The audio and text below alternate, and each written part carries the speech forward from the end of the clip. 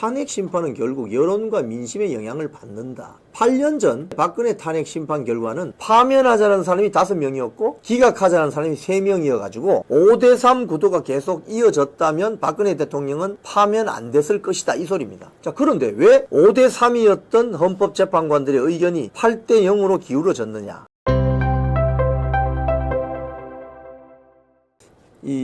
어제 문화일보에 나온 칼럼이에요. 허민 기자의 문영배의 탄핵 속도전, 여론 역풍의 급제동. 이거 전반부에는 다 아는 이야기입니다. 근데 후반부에 가면 이런 이야기가 나와요. 제일 끝에 두 문단이 있는데 이런 이야기 나옵니다. 한번 이 기사 내용을 좀 보여주시면 좋겠어요. 더 중요한 점이 있다. 대통령 탄핵은 정치 과정이다. 대통령 탄핵은 정치 과정이다. 탄핵 심판은 결국 여론과 민심의 영향을 받는다.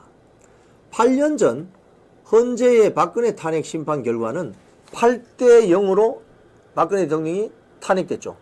파면됐죠. 그런데 후일 취재를 해봤더니 헌법재판관들 초기의 의견은 파면하자는 사람이 5명이었고 기각하자는 사람이 3명이어가지고 5대3 구도가 계속 이어졌다면 박근혜 대통령은 파면 안 됐을 것이다, 이 소리입니다. 자, 그런데 왜 5대3이었던 헌법재판관들의 의견이 8대0으로 기울어졌느냐. 왜? 저게 나오죠.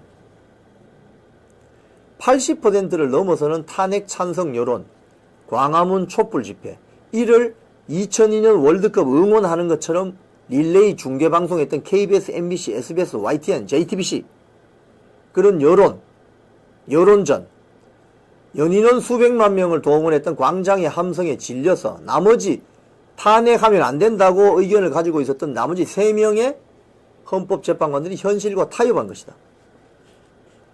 그런데 지금은 박근혜 대통령 마지막 지지율이 4%였잖아요. 지금은 윤석열 대통령 지지율이 어제까지 51% 나왔습니다. 자, 그러면 지금 할 일은 뭐냐? 이 중요 포인트.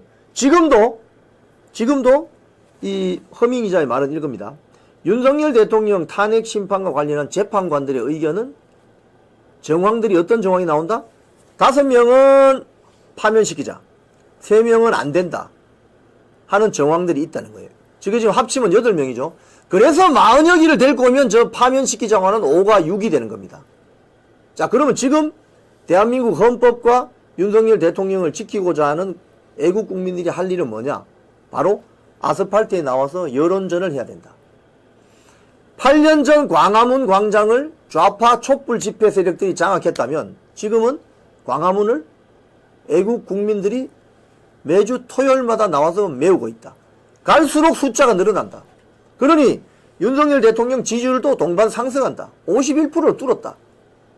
이 집회는 전국으로 확산하고 있다. 지난주에 부산, 이번 주에 또 대구, 전주, 다음 주에 광주, 대전, 이런 식으로 확산된다. 그러면 지금 헌법재판관 중에 윤석열 대통령 탄핵하면 안 된다고 생각하는 그 3명의 재판관이 분명히 있을 터인데 이 사람들이 기죽지 않고 자기들의 주장을 끝까지 관철할 것이다. 그러면 어떻게 되냐? 결과는 윤석열 대통령 파면 기각이라는 거예요.